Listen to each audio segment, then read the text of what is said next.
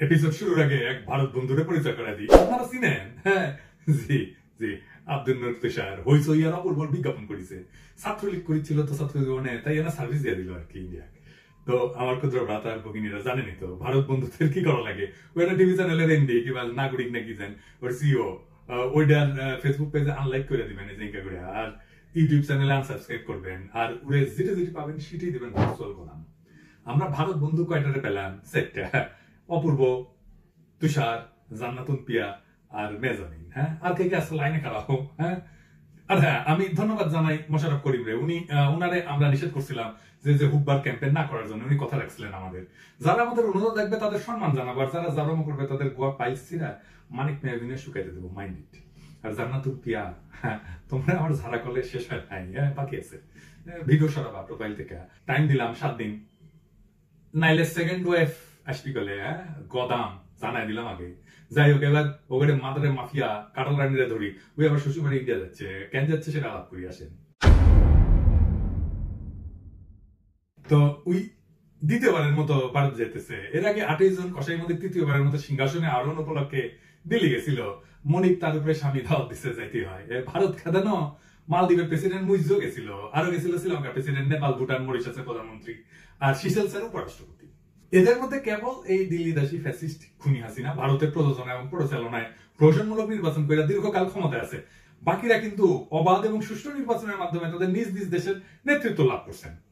Mister Muizzu দিল্লিতে আসাতে social মিডিয়ায় কিছু ভারতীয় সাড্ডি মন্তব্য করেছিল যে ভারতের বিরুদ্ধে সরগোল করার পরে সে ঠিকই দিল্লিতে আসতে বাধ্য হয়েছে। কিন্তু মজার কথা হইলো, মোদীর শপথ অনুষ্ঠানের সময় মালদ্বীপের পার্লামেন্টে প্রেসিডেন্ট মুইজুর দল ভারতের সাথে মালদ্বীপের আগের সরকার যে 4টা ডিল করছে, চুক্তি করছে, সেগুলো তদন্তের সিদ্ধান্ত নিচ্ছে ওই একই সময়। ছোট্ট একটা দেশে সত্যিকারের গণপ্রতিনিধি ভারতের সামনে মাথা উঁচু করে থাকলেন, আর আমাদের এই দিল্লি দাসী নিজের গতি রক্ষার জন্য এমন ভাবে ছোটাছুটি করলো যে অন্য কোন বিদেশি সরকার প্রধানরা করে নাই। কি কি ছোটাছুটি করলো সেটা আমরা দেখবো, আপনারা দেখেছেন। আমরা আজকে একটু বিশ্লেষণ করবো ছোটাছুটি কেন করলো। এই দিল্লিতে ছোটাছুটি করে যা যা করছে তার মধ্যে 2টা বিষয় খুবই গুরুত্বপূর্ণ। কি কি? প্রথমত, সাবেক বিজেপি প্রধান লালকৃষ্ণ আদবানি তার সাথে সাক্ষাৎ করেছে।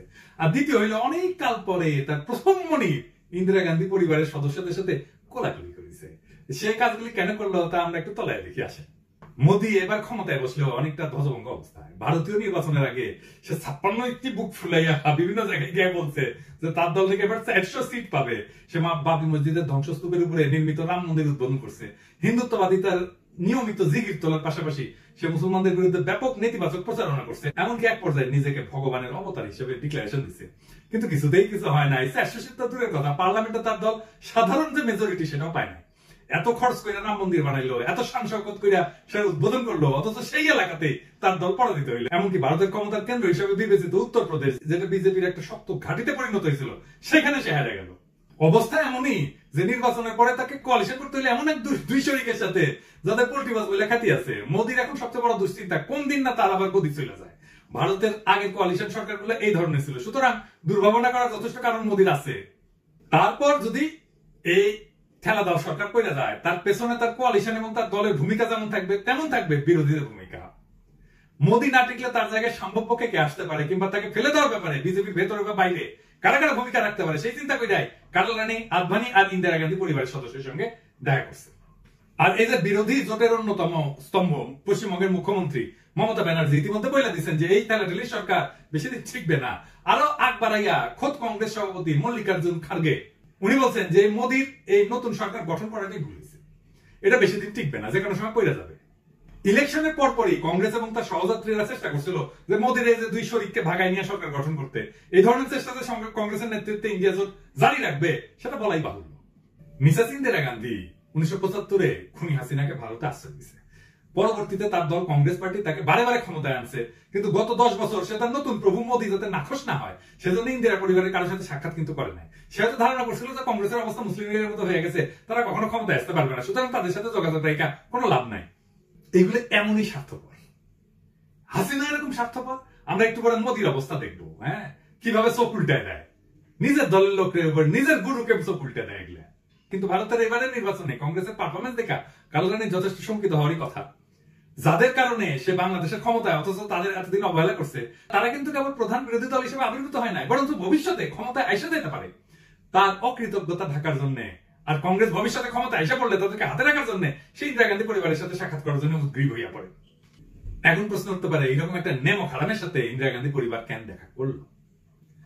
প্রথম কারণ হইল টেকনিক্যাল।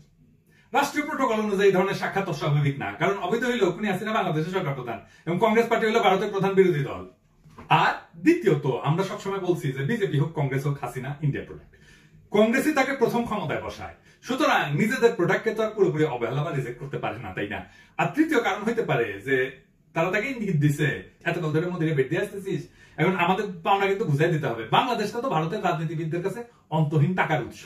মোদির খাজাঞ্চি, আদানি সহ বিজেপির ঘনিষ্ঠ ব্যবসায়ীদের খুনি হাসিনা বাংলাদেশের স্বার্থ জলাঞ্জলি দিয়ে নানা প্রকার সুযোগ সুবিধা দিছে, যেটা ছিল প্রকারান্তরে মোদিকে বিশাল অঙ্কের ঘুষ দেওয়া। এখন কংগ্রেস তার বাগে পাইয়া কি এমনি ছেড়ে দিবে? তার কাছ থেকে তার পাওনাটা বুঝে নিবে কংগ্রেস। যাই হোক, সোনিয়া গান্ধী বা প্রিয়াঙ্কা গান্ধীর সাথে সাক্ষাতের কারণ নয় বোঝা গেল, কিন্তু কাটালানি কেন লাল কৃষ্ণ আদবানির সাথে দেখা করতে গেল? বিশেষ করে আদবানি তো এখন রাজনীতি থেকে মোটামুটি রিটায়ার, তাই না? আগে বলছি যে একটা অস্থিতিশীল সরকারকে ফেলে দেওয়ার জন্য বাইরে থেকে যেমন চেষ্টা থাকে তেমন ভিতর থেকেও চেষ্টা থাকে। কংগ্রেস হইল বাইরের চেষ্টা আর আদবানি হইল ভিতরের চেষ্টা। এইটা বুঝতে হলে আদবানি আর মোদীর সম্পর্কের ইতিহাস ঘাটতে হবে। আদবানি ছিল মোদীর গুরু, কিন্তু মোদী আদবানিকে পেছন থেকে ছুরি মারছিল। ভারতের নির্বাচনের ফলাফল প্রকাশিত হওয়ার পরেই মোদী টের পাইছিল যে এবার গুরু বদলা নিতে পারে। আমি আপনাদের 2018 সালের একটা ভিডিও দেখাই, মানে কথা না বলার বদলে একটা ভিডিওই সবকিছু বুঝে দিবে, দেখেন।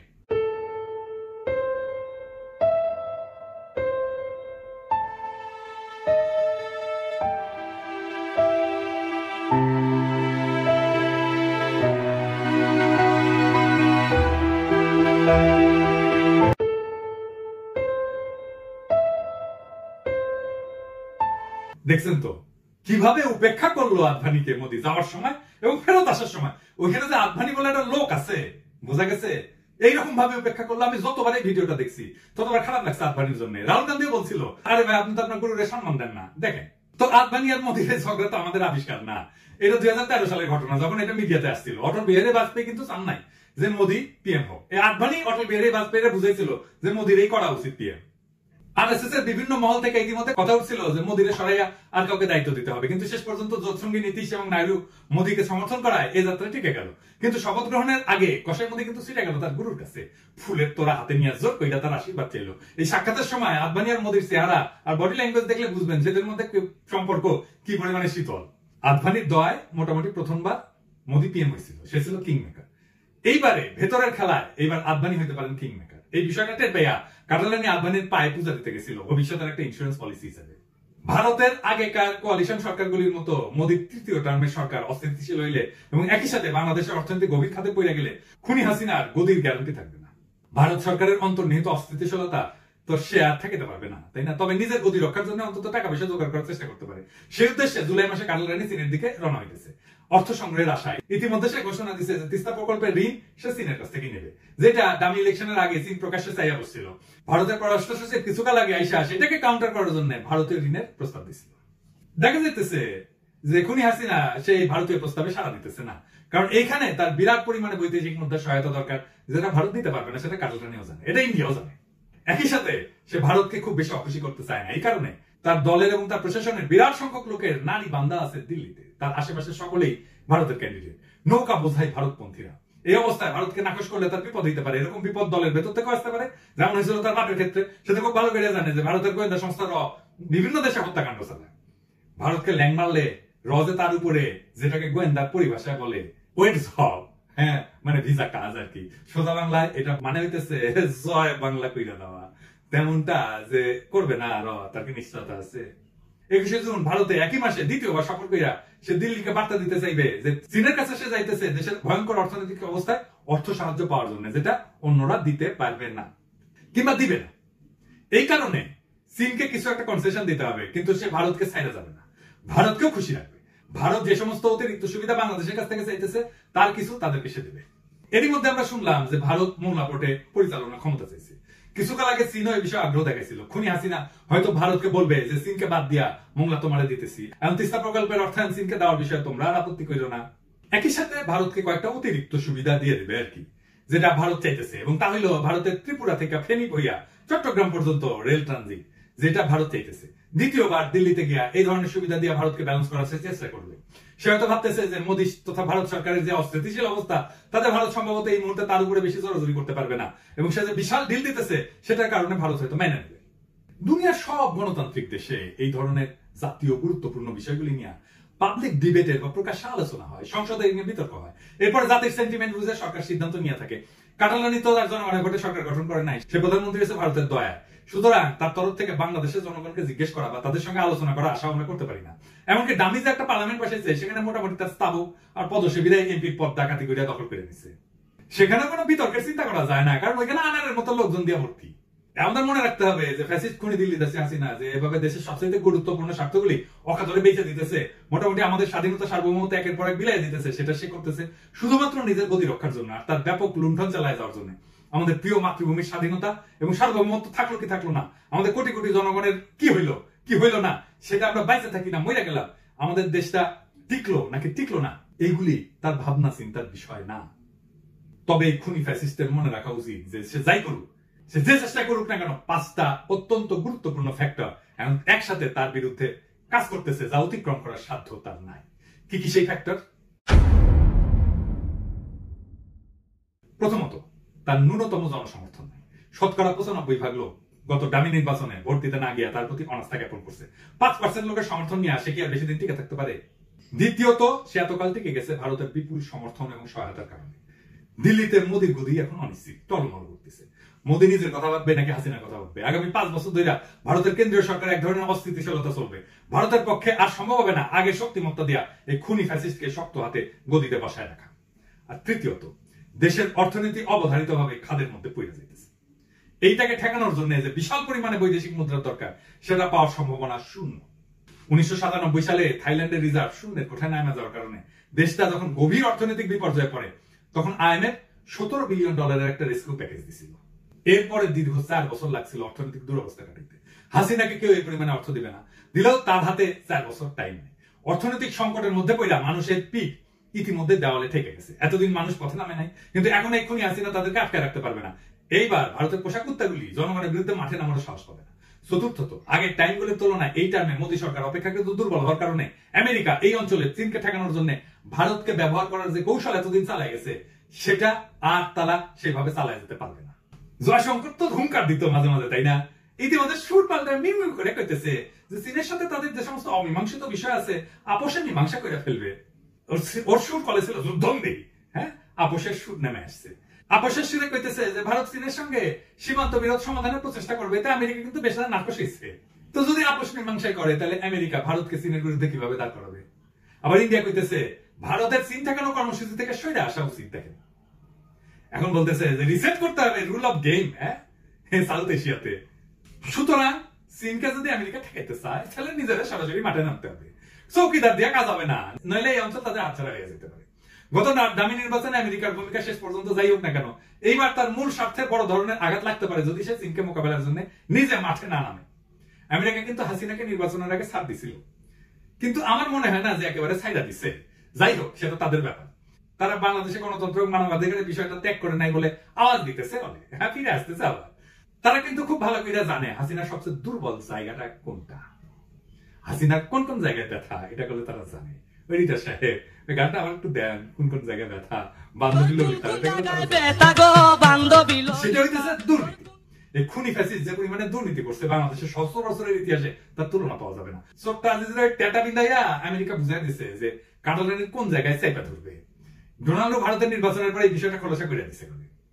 দেখেন, 5 নাম্বার বিষয় হইতেছে যে খুনি হাসিনা চীনের দরজায় টেকার জন্য হাত পাতলেও চীন ভালো করে জানে যে সে হইল ভারতের 1 নাম্বার কেনাগুলো।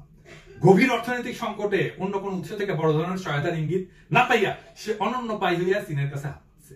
তা না হইলে সে ভারতের সাথে আগের মতোই ঘষ্টাঘষ্টি চালাই দিত।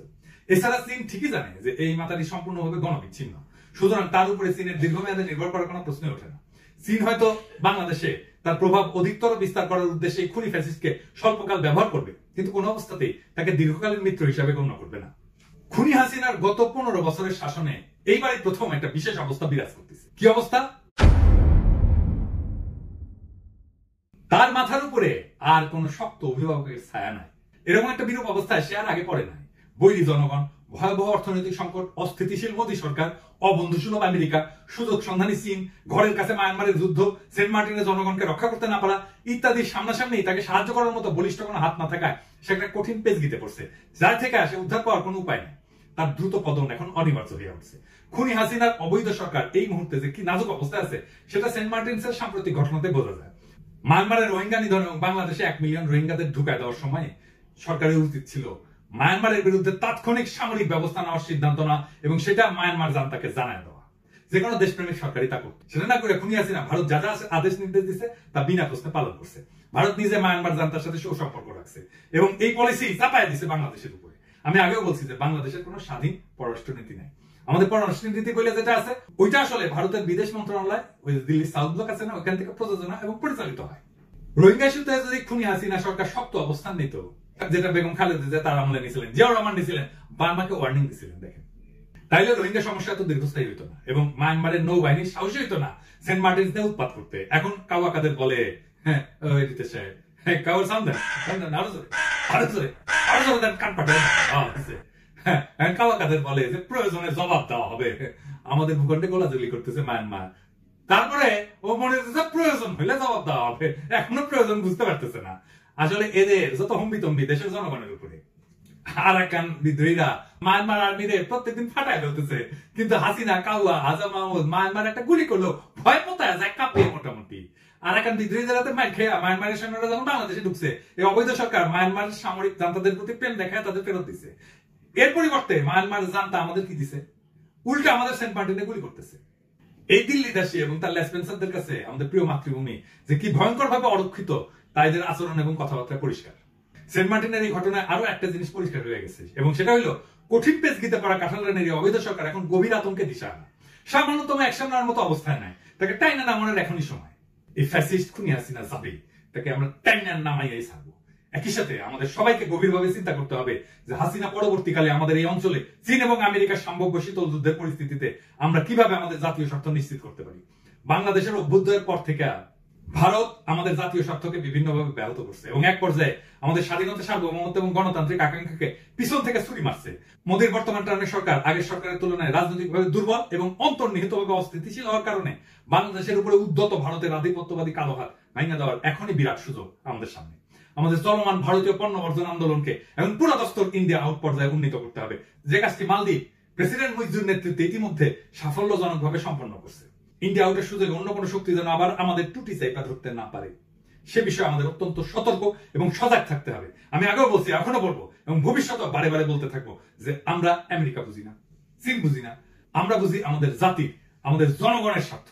যারাই আমাদের সামগ্রিক স্বার্থকে সম্মান জানাইয়া আমাদের স্বাধীনতা, সার্বভৌমত্ব, আঞ্চলিক অখণ্ডতা, জাতীয় মর্যাদা এবং গণতান্ত্রিক চেতনা এবং আর্থসামাজিক প্রগতির প্রতি সত্যিকার সমর্থন এবং সহযোগিতার অঙ্গীকার করবে, আমরা তাদের দিকেই বন্ধুত্বের হাত বাড়ায় দেব। আগামী দিনে ভারত মুক্ত বাংলাদেশের এটাই হবে স্বাধীন বিদেশ নীতির মূল ভিত্তি।